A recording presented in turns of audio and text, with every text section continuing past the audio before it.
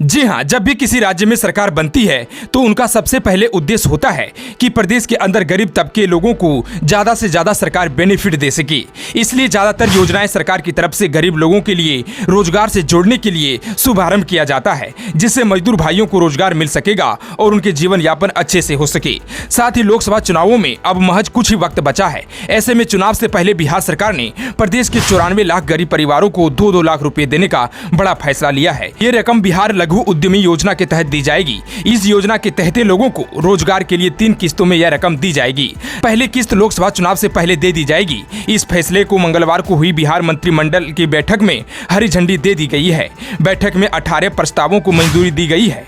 Bihar cabinet ने 6,000 रुपये या उससे कम मासिक आय वाले लगभग 94 लाख परिवारों को रोजगार के लिए राज्य सरकार की लघु उद्यमी योजना के तहत 2-2 लाख रुपये की वित्तीय सहायता के लिए मंगलवार को मंजूरी दे दी गई।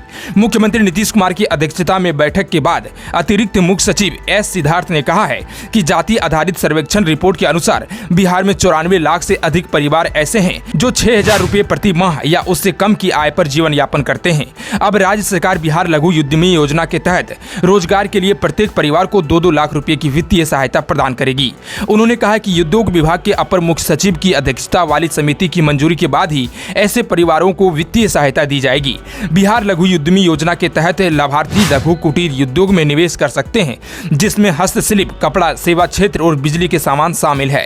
राशि किस्तों में जारी की जाएगी। कैबिनेट ने असंगठित क्षेत्रों में काम करने वाले मजदूरों को मृत्यु और विकलांगता की स्थिति में मिलने वाले मुआवजे में भी बढ़ोतरी की है। सिद्धार्थ ने बताया कि असंगठित क्षेत्रों में काम करने वाले मजदूरों या उनके परिवारों को अब मृत्यु के मामले में 2 लाख रुपये या अस्थायी विकलांगता के लिए 1-1 लाख रुपये का मुआवजा मिलेगा। इसी तरह किसी मजदूर की प्राकृतिक मृत्यु के मामले में उसके परिवार के सदस्यों को वित्तीय सहायता के रूप में 50,000 रुपये मिलेंगे।